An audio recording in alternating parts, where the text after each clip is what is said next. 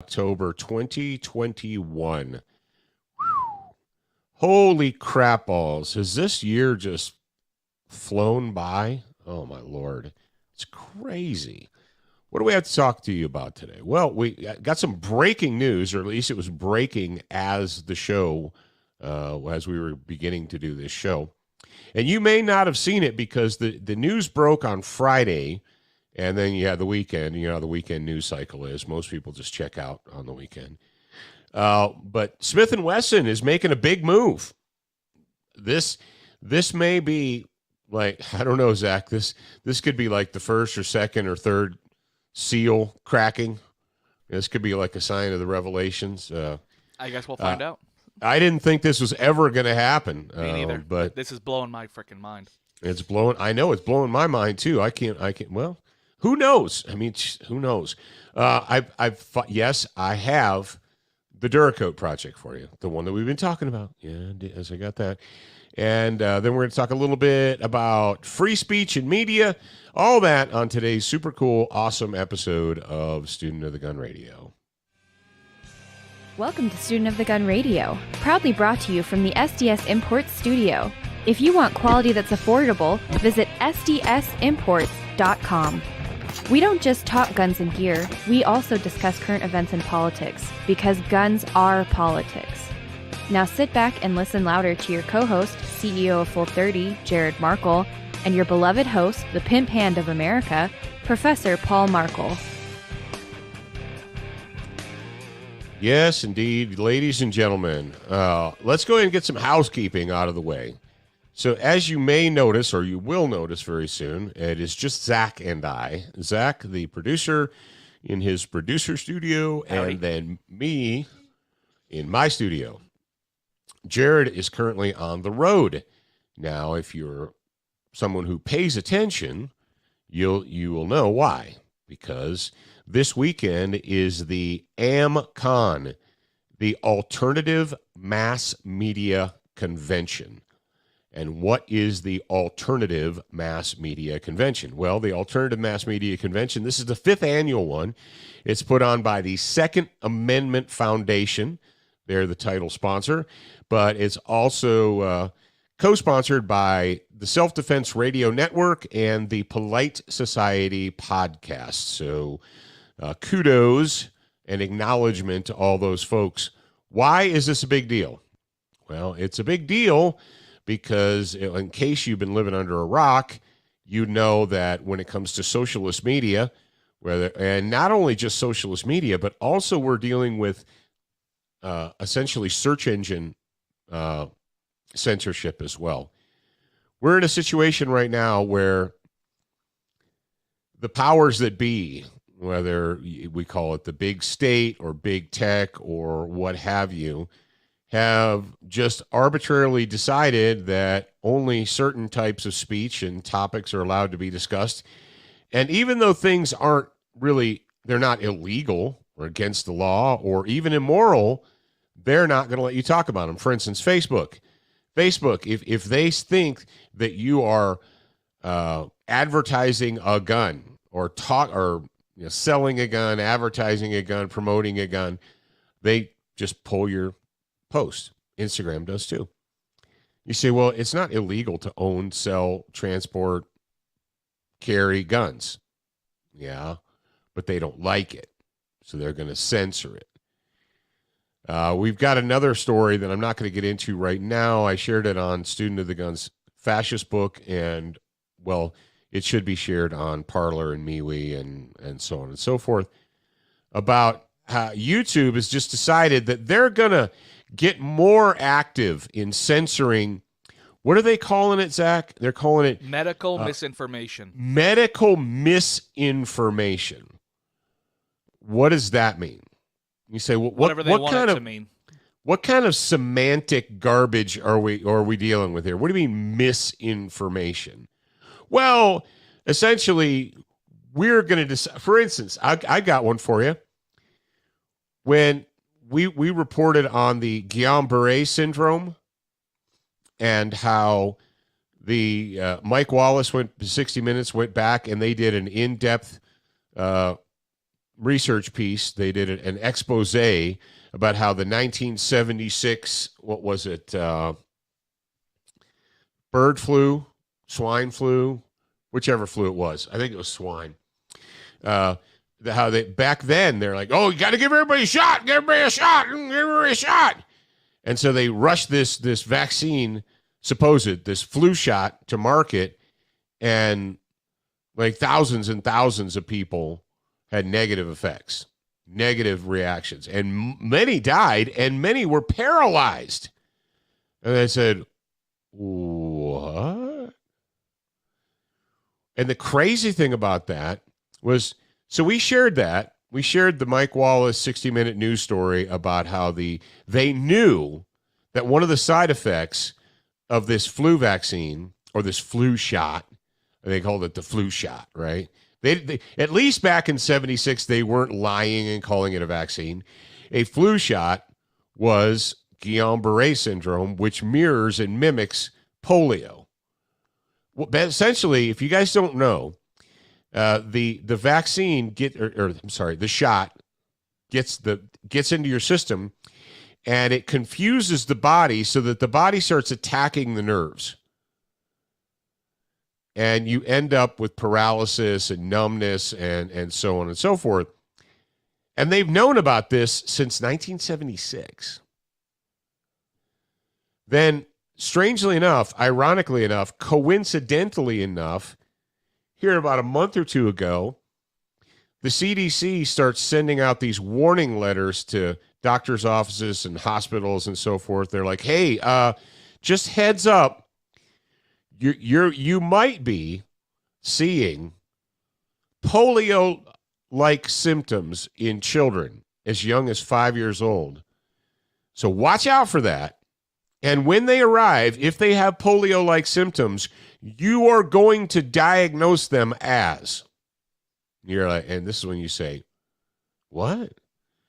How in the world is a bureaucracy like the CDC going to send memos out to hospitals, emergency rooms, TRICARES, whatever? What do you call those things? On care or whatever. It's not an emergency room, but it's like a 24-hour doctor's office. Urgent care. Urgent care. Thank you, Zach. Urgent care. So they send these things out, and they're like, yeah. So what's probably going to happen, what we're predicting in the next couple of months, and it's supposed to start in October, is that you're going to see cases where children as young as 5 come in with polio-like symptoms. Now, here's what and then they tell them this is how you're going to diagnose it. Hang on. Didn't these doctors go to doctor school? Didn't they spend, 4, 8, 10 years becoming a doctor, learning how to doctor people? How is it that a bureaucracy is going to tell them, if you see this, this is what you need to call it? Why? Why do we need to call it that? Oh, well, because the reason you're going to see that is because we're pushing flu shots on children as young as 5. And for 40 years, we've known that the flu shots can cause polio-like symptoms, which is Guillain-Barré syndrome. But we're telling the doctors not to call it that, because if you call it that, then somebody might think, wow, these dudes have actually been lying to us.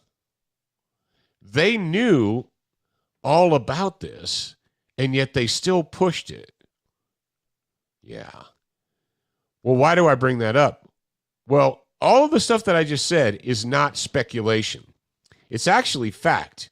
It's actually demonstrable fact. We shared that on our socialist media account, and they flagged it as false information. How is it false? What's false about it? Well, we don't want you talking about it. Yeah. man, I couldn't, 20 years ago, if you'd have told me, hey, at some point in time in America, a group of elitists will just decide to censor speech because. Really? That's why AmCon is important. That's why Jared is there this weekend, and that's why he's speaking on Saturday afternoon, because of this. Now, we're doing this live on Friday morning. Obviously, it's going on Monday. So if you're listening to me live right now, or if you listen, whenever during this weekend, the AmCon, it's AMMCON.org, AMMCON.org. You can go to the site, find out all the info. It's open to the public. You don't have to be a member. It says sold out, but I think that the audience, that is open to the public for the audience. I don't know. Yeah, it says admission is free. So either way, and also if you're a grad program member and you have Jared's, if you have Jared's cell phone or email or whatever, contact him. He's going to do a get-together this weekend in Fort Worth. And also, given the sold-out thing, it might be one of those things where it's like, it's free, you just have to reserve your seat. So even if you can't go in person, if you go over to the AmCon Facebook, you can see, I don't know about all of them, but I know for a fact you can see Jared's speech will be broadcast live. Yeah, they're going to be simulcasting. They're going to be doing a link in the description and in the comments in a couple seconds. Comments. Yeah. So it says when and where, schedule, speaker biographies, all that stuff. So check it out. It's very important. This is something that is critical at this time in our nation's life. At this time in our nation, what in the world? So they got Jared Markle's name and bio, but they don't have a photo. Okay. Where? Well, whatever. In the speakers section. Oh, nice. Yeah. I guess they couldn't find a picture of Jared. It's pretty hard to find a picture of Jared online. Yeah. Oh, I don't know. Let's see. Jared Markle, Jarrad, Markle. There's only like 8,000 pictures of Jared. Of course, a lot of them have blood coming out of his head, but there's more than just the bloody ones. There's more than just the bloody ones. The bloody one's probably the most famous, though. Either that one or the side profile. Yeah, or the side profile. You guys are like, bloody? What bloody photo could there be of Jared? For those of you that don't know, Jared used to give free. What kind of free lessons would you say, Jared? He used to give free boxing lessons. He used to give free lessons. Fighting lessons. Yeah. So he used to do. What was he doing? Like amateur, professional? Like he didn't do it for fun, but also it wasn't his career. What would you call that? Yeah, he's a pro-am. He was a pro-am MMA, and he did one boxing match. Yeah. Oh, yeah, that's right. I thought he did two. Did he do two? I can't remember. We'll have to ask him. Hey, Jared, we know you're watching this eventually. No, he's actually not. He's driving. He's on the road. So says you. Either way, that's the housekeeping.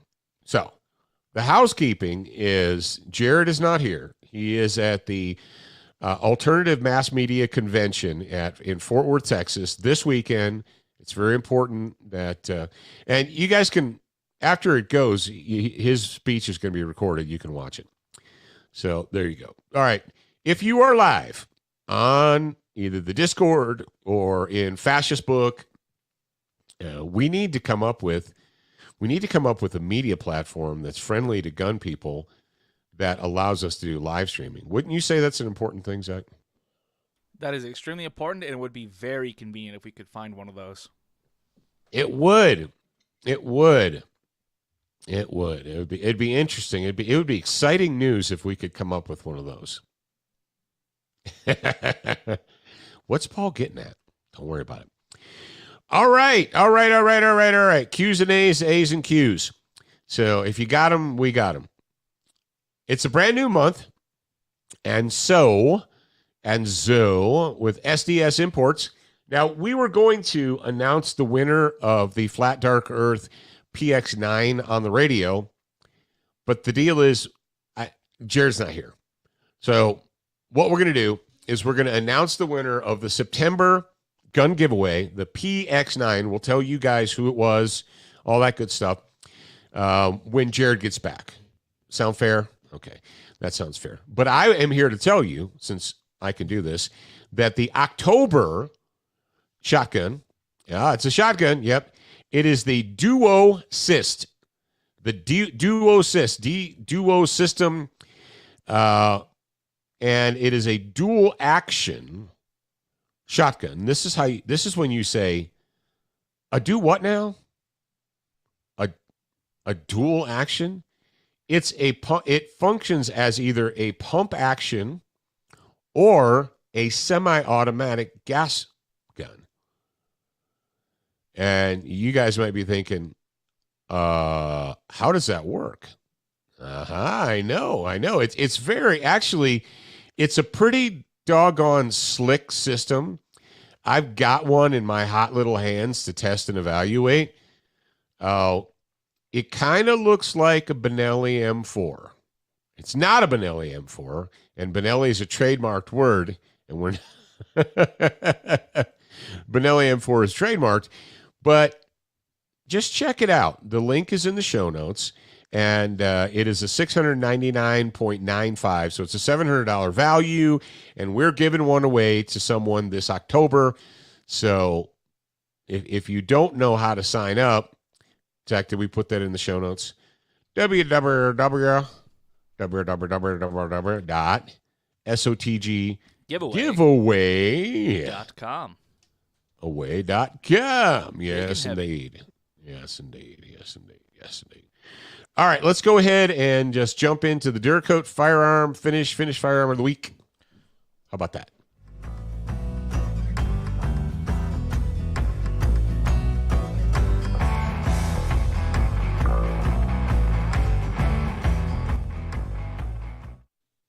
Let me wipe the coffee out of my mustache here. All right. So I've been teasing you guys, and you've been patient.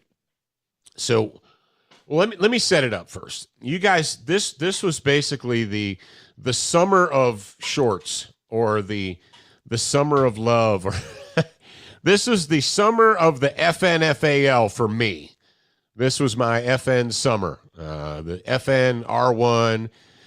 Zach and I, as you guys are going to see in the very near future, we spent a lot of time writing, creating, and filming a video series called Real Men Wear Shorts. And that obviously, well, maybe not obvious to you, but I'm going to tell you. The Rhodesian Bush War, which took place from 64 to 79, in the early parts, or the early, I don't know if it's the early half, the first half of the Bush War, they're running around the bush in shorts, in little Trekkies, little ankle booties, or tennis shoes, shorts, T-shirts, chest rigs, and R1 rifles, FNFAO rifles.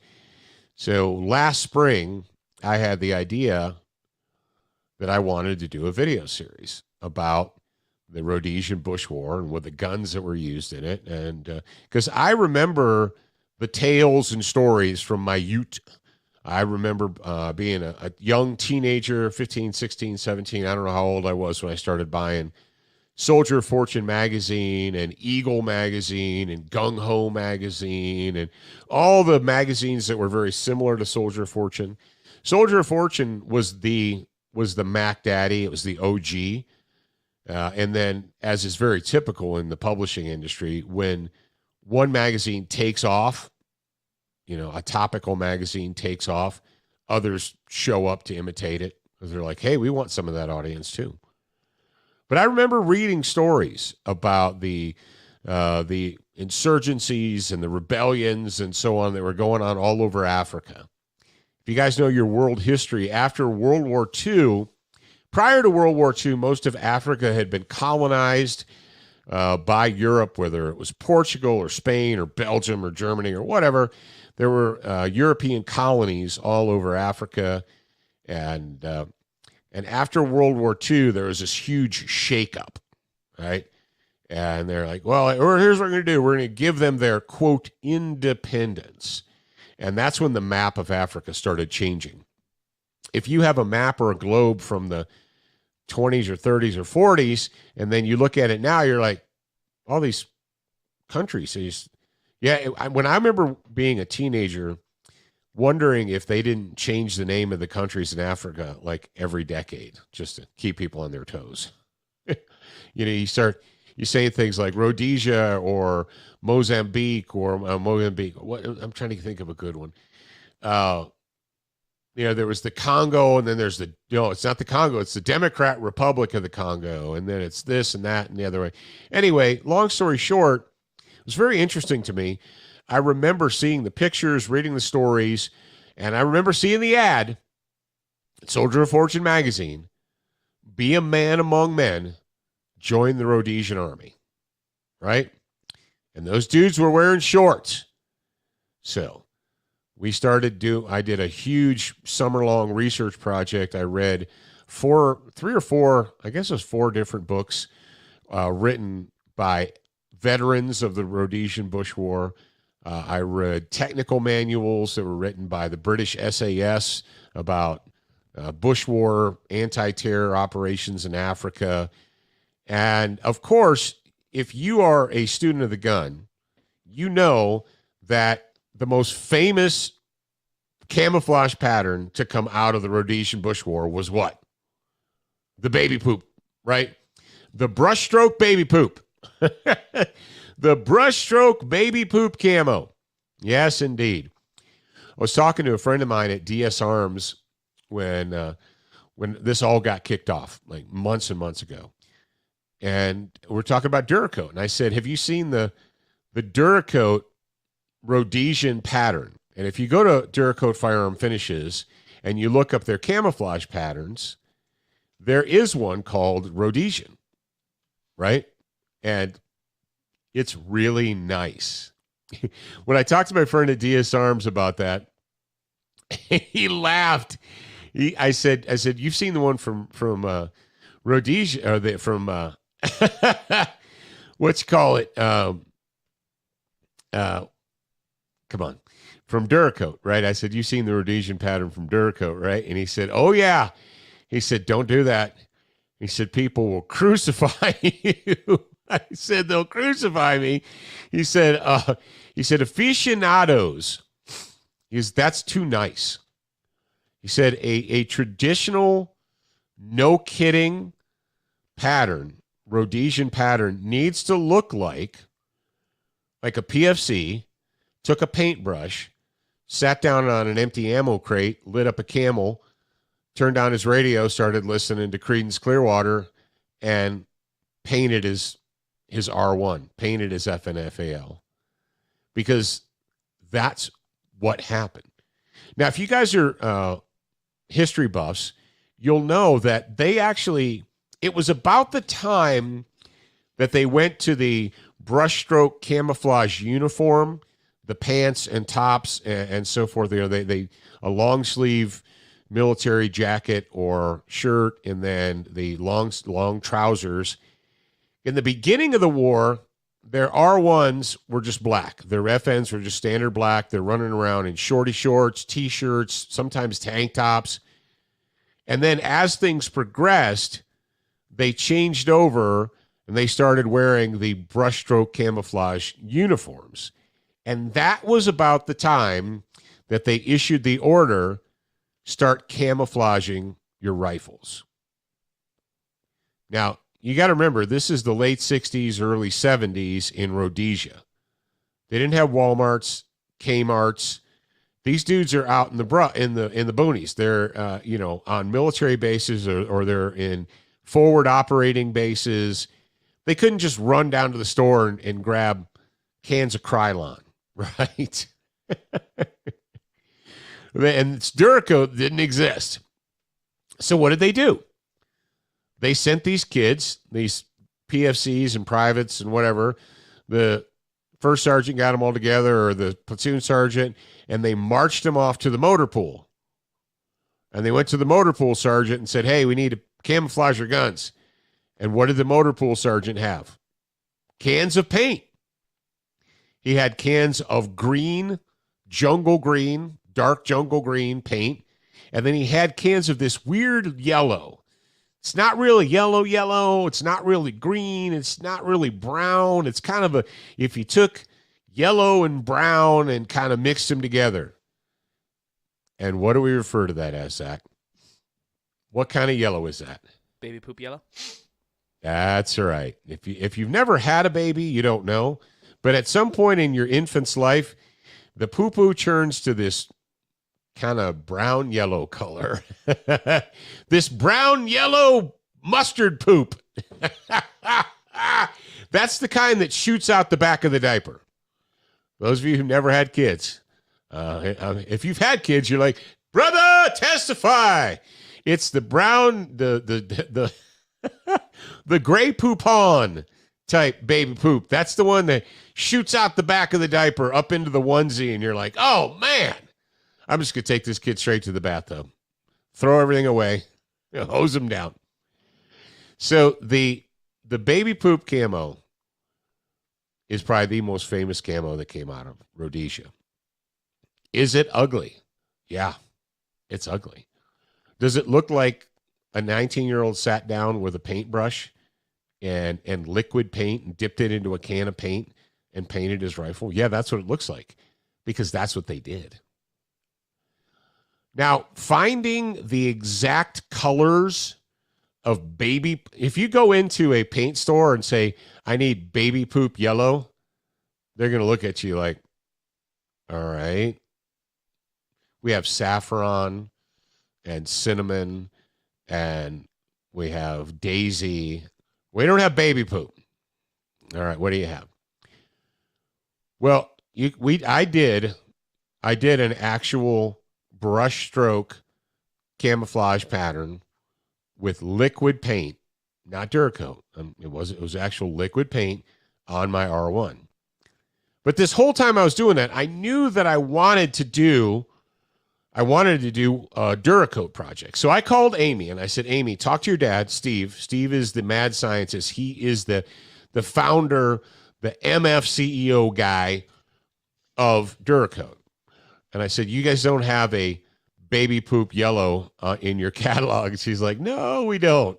I said, why don't you ask your dad which colors in your catalog would be as close to the original Rhodesian colors as possible. The brushstroke baby poop, and then the blue-green Rhodesian jungle green. And so she sent me back an email and she said, talk to Dad. And this is what he believes that we currently have that's really close.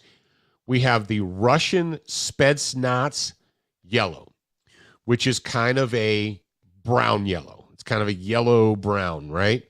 And if you know anything about Duracoat, they have like 30 or 40, or maybe 40's high, but they got a lot of different greens. They don't just have green. They have OD green, they have dark green, light green, they have, okay. So this is what I ended up with. Now this is the gun. I took an AK and I cleaned it up. I prepped it. I true stripped it. I put some cinnamon on it, some true strip. And I put a base coat of slightly darker black, because I knew what I wanted to do with this gun is I wanted to do the hell and back, kind of the war-torn, distressed treatment, so that it looked like it had been, used hard. So I put the slightly darker black all over it, let it sit. I let it sit for a full day, let it start to harden. And then I came back and I did the yellow stripes and the green stripes. And then I let it sit for about a half hour, and then I did the distressing. Now it's kind of easy to do the hell and back distressing. What you do is you put the coating on it and you let it just start to dry, but not harden. And you can take steel wool, you can take a green 3M scratch pad or a blue 3M scratch pad. You can take a little bit of sandpaper, and you essentially just go over the spots where if you look at the gun, I know it's hard to see on the camera, but if you look at the gun, the spots where people would be rubbing or holding or whatever, and essentially you distress it. You pre-distress it so that it looks worn. And that's what people do today with their FNs, right? You know, obviously the FNs that are available today are new guns. They didn't go through the war, but people want one that looks like an original Rhodesian. So they distress them and so forth. So ladies and gentlemen, if you want, and I can tell you, here I use the Canon can technology. I don't have a spray gun. So I just use the Canon can. And I did 2 full rifles. Actually, I did 2 full rifles and an ammo can with the kit. So you go to Duracoat Firearm Finishes, you order, you do whatever you want. But if you want to do a gun like that, it's the Russian Spetsnaz yellow, which is kind of a yellow-brown color, and then the Vortex Green, which is super flat. It's a super flat, not shiny color. So I really like it. Actually, what do you think, Zach? You like the way this came out? I think it looks pretty good. Yeah. So I did 2 AKs. I did a 7.62 AK, and I did a 5.45 AK, and I did an ammo can, and I still had some left. So there's plenty of Duracoat in those cans if you do that to do multiple projects. So ladies and gentlemen, if you want to do a Duracoat Rhodesian, and there you go. That's it. That is it. So that's what we've been working on. And when you go to Duracoat Firearm Finishes, tell them Student of the Gun sent you. How's that sound? That sounds damn good to me. That's right. Zach said it sounds good. All right. Moving on. Crossbreed Holsters want you to be dangerous on demand. How? Well, what you can do is you can go to crossbreedholsters.com and use the promotional code SOTG, get a good holster, save some money, and you're going to be a happy camper. Brownells, they have everything that you need to go in, on, or around a gun. And they stock some Duracoat products. They don't stock the full category of Duracoat because there's actually hundreds and hundreds of different colors. But go to brownells.com, sign up for their newsletter. Never miss a thing. We talked about SDS imports. Get signed up for the giveaway because we're giving it away. Yeah, give it away now. And High Point Firearms we talked about last week. We did a video. Hey, Zach, when did we release that video? Which video? The High Point, the Yeet Cannon threaded barrel model. I think that was on like Tuesday. Let me check. Wednesday? It was week. Midweek. Weird. It was the middle of last week, so you may not have caught it yet. But yep, if you guys were curious about the threaded barrel C9, the Yeet Cannon, Yeet, we did a whole video and I explained it and I talked about it and so forth. So that's available right now on our Full 30 channel, our YouTube channel, our Facebook channel. So. Yeah. All right, also it's the head of the Liberty Letter for this. It's also the head of the Liberty Letter from Friday, which you should have read, and if you didn't, shame on you. Shame on you. Shame on you.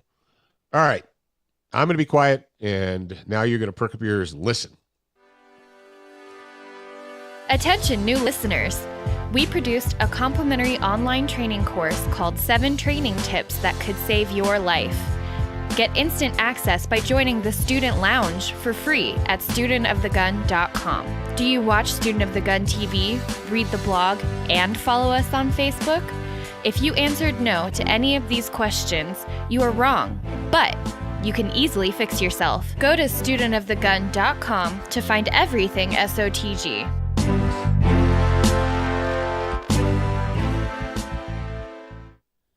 Bop, bop. All right, there you go. There's your marching orders. Go to Shop SOTG or SOTG. Go do whatever you got to do. Studentofthegun.com. Yes, indeed. All right. Like I said, I think one of the seals might have cracked. This is cray-cray. And Zach, I'm going to ask you to help me out here. Okay. What do you want me to so do? that I'm not doing 100% of the talkie. We got a story from foxbusiness.com, datelined, published the 30th of September, and we're announcing this on the 1st of October, so it's a pretty brand new story. The title is Smith & Wesson to move headquarters to Tennessee over Massachusetts proposed gun legislation. Zach, help me out. What does this story say? So, this says, gunmaker Smith & Wesson Brands Incorporated will relocate its headquarters to Tennessee next year due to proposed firearms legislation in its home state of Massachusetts. The legislation, if enacted, would prevent Smith & Wesson from manufacturing products that accounted for more than 60% of its annual revenue. Quote, these bills would prevent Smith & Wesson from manufacturing firearms that are legal in almost every state in America and that are safely used by tens of millions of law-abiding citizens every day, exercising their constitutional Second Amendment rights. End quote. Smith & Wesson CEO Mark Smith said in a statement.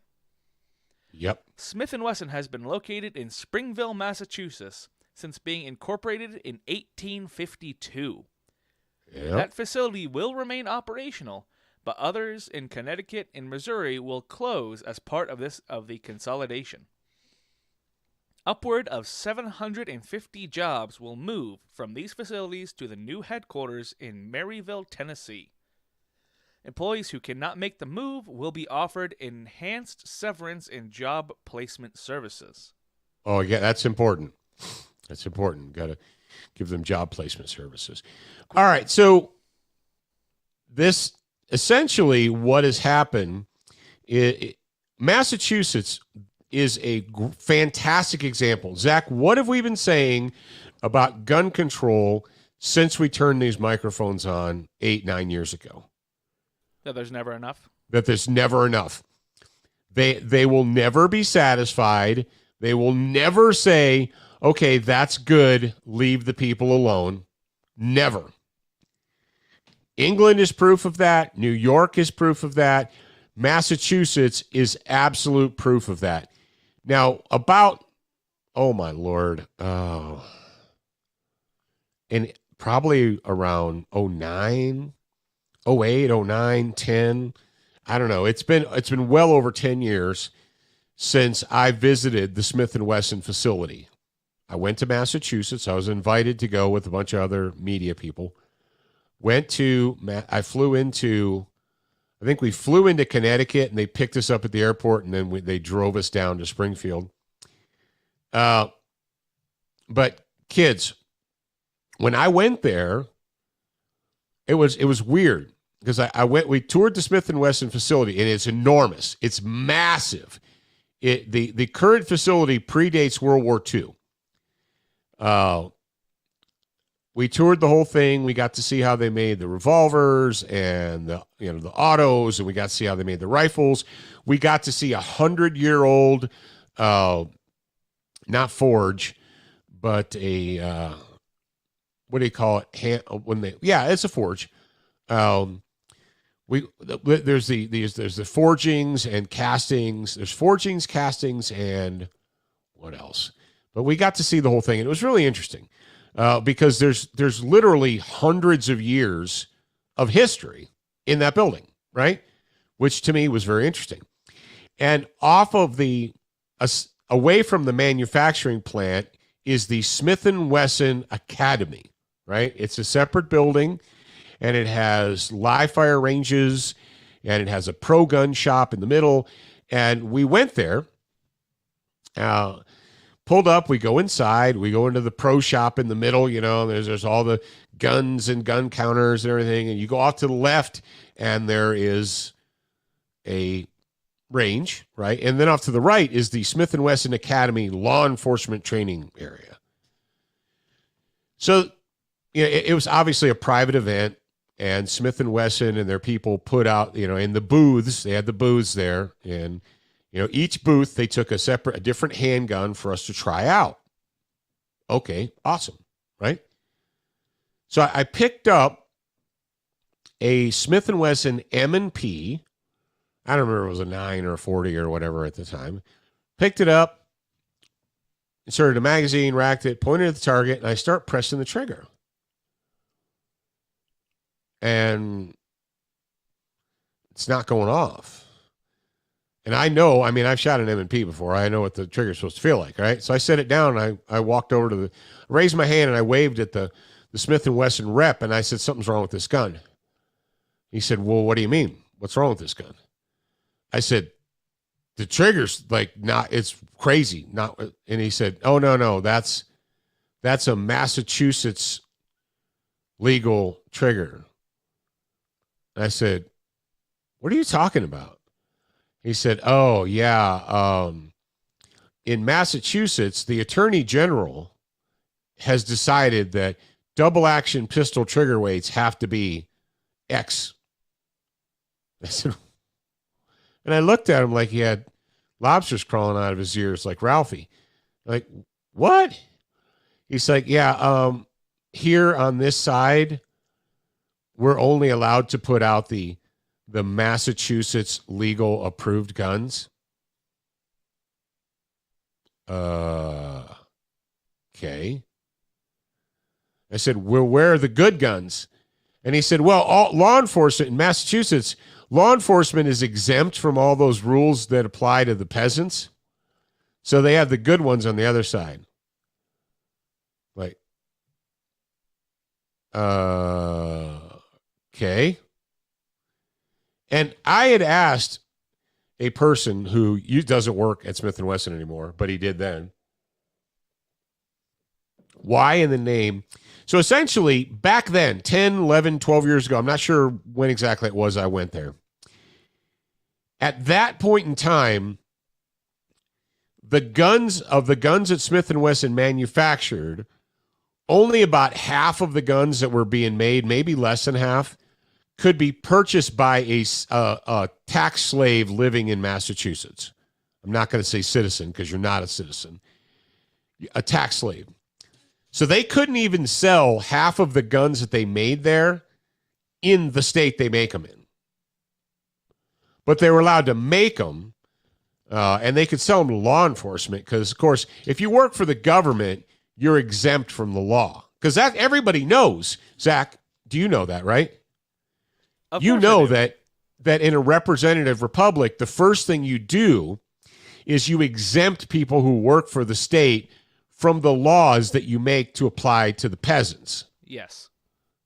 That is the essence of freedom. That is the essence of liberty, is you allow the ruling class to make laws that only apply to the peasants. That right there, that's freedom. That's liberty. Look at Massachusetts. Massachusetts is the cradle of liberty, man, right? That's Lexington and Concord. That was Massachusetts. Isn't that pathetic? Isn't that just disgustingly pathetic?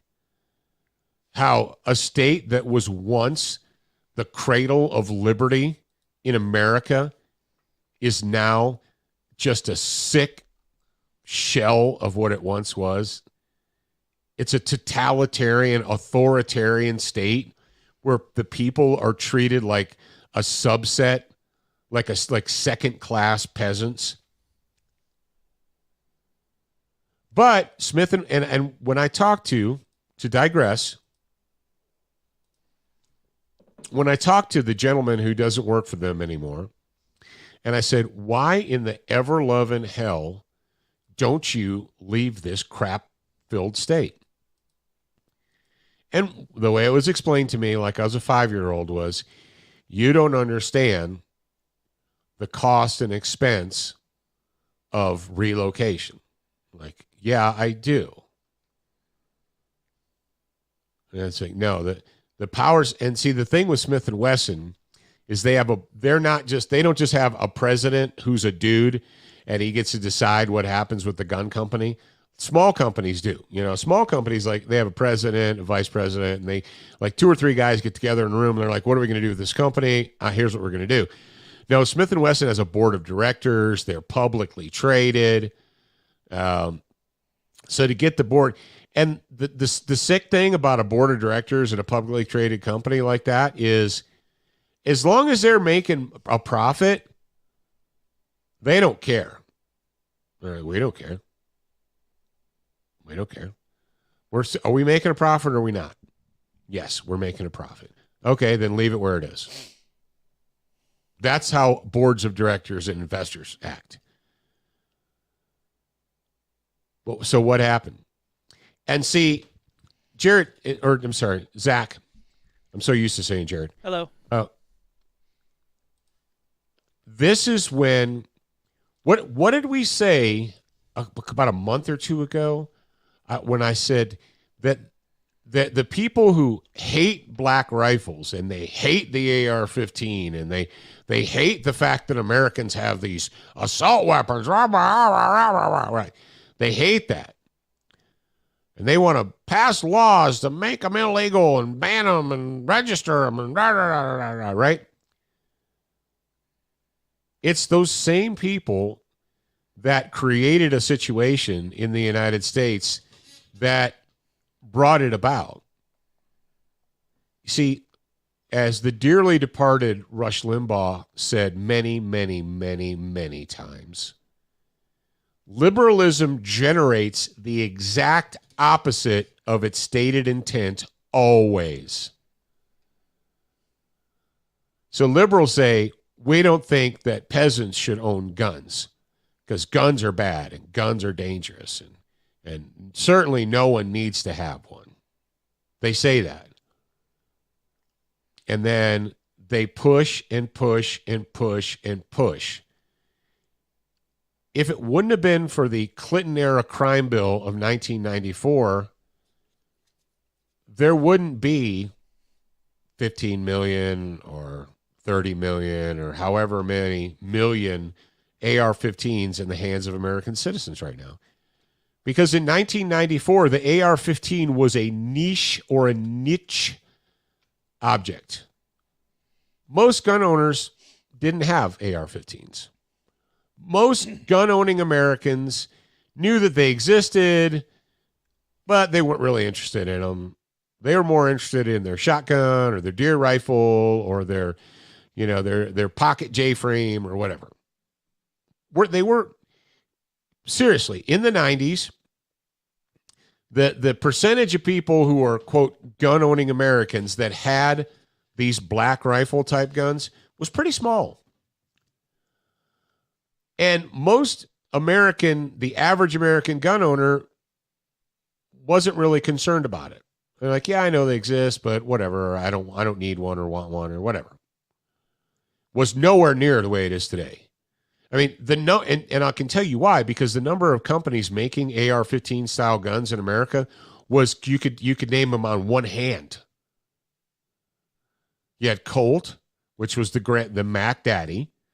Then you had on the West Coast, you had Olympic Arms, right? You had Armalite, which Armalite was just a little tiny boop, boop, boop, tiny little blip on the radar. Fast forward to 2005, 6, 7, 8. Now you've got 10, 20, 50, 100. I don't even know how many companies in America are making black rifles now. There's probably over 100 companies in America making the AR-15, just making ARs. What happened? The other side couldn't leave us alone. It's not in their nature to leave us alone. See, that's the thing about liberals, Democrats, authoritarians. They can't just leave you alone. So, Massachusetts for years has had restrictive gun laws, restrictive capacity, restrictive style. You can't own certain kinds of guns that have certain kinds of features. They even went so crazy, insane, as to allow the attorney general to tell gun makers how heavy the triggers had to be. And they went along with it. They're like, okay, if you say so. Massachusetts has the FOID card, the Firearms Owner's Identification. You got to get permission to own a gun. Right? All of that. But it's not enough. It's not enough. You see. Because what do we know? A FID. They call it a FID. A Firearms Identification Card permits the purchase, possession, and transportation of non-large capacity rifles, shotguns, and ammunition. You got to get a FID card in Massachusetts. But could Massachusetts just leave them alone? Nope. Can't do it. Because what is the lesson, kids? There's never, ever, ever, ever enough gun control. And so finally, now they said to Smith & Wesson, well, it's not only are we going to not allow you to sell those guns in Massachusetts, we're not going to allow you to make them. And so Smith & Wesson finally, they should have left that crap hole state 50 years ago. Finally, they're like, all right, we've had enough. And what's interesting, Zach, is this move might be the move that brings Smith & Wesson back. Because right now, Smith & Wesson's it's kind of an also-ran. I know Julie Golub loves Smith & Wesson, but the truth is most people are like, they could give two craps about Smith & Wesson right now. All right. So, hey, RTFO, man. Right, Zach? RTFO. RTFO. All right. We got a question. What was the name of the green color from Durcoat? Vortex. Vortex. The Vortex Green. So the Vortex Green and the Russian Spetsnaz, yellow. And if you want to put a base coat on it, which I did, and I suggest you do that, put a base coat on it, let it harden, then put the color on top of it. If you're gonna do the hell and back distressing, if you're gonna scratch it on purpose, if you're gonna rub it and so forth, that's what I did. So Spetsnaz yellow, not Spetsnaz green. That's not how you spell Spetsnaz. It's Spetsnaz. Yeah, there you go. All right, ladies and gentlemen, we'll be back on Wednesday. Yes, indeed, we'll be back on Wednesday. And what are we going to talk about on Wednesday? Well, we're going to have a Brownell's bullet points for you. We're going to have a student to get a homeroom and whatever it is we want to talk about on Wednesday. Until then, this is your cue, Zach. Until then, remember, you're a beginner once, but you're a student for life.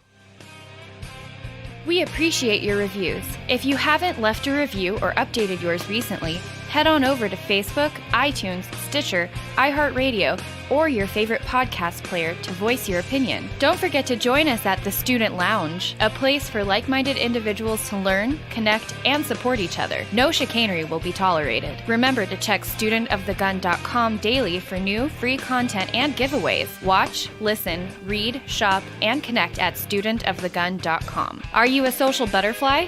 Connect with us on Instagram, Facebook, and Twitter for new content each and every day at Student of the Gun. Watch Student of the Gun TV and videos from our trusted partners on Roku, Apple TV, Amazon Fire TV, Chromecast, and even AirPlay. Go to studentofthegun.com for direct links, and remember, you're a beginner once, a student for life.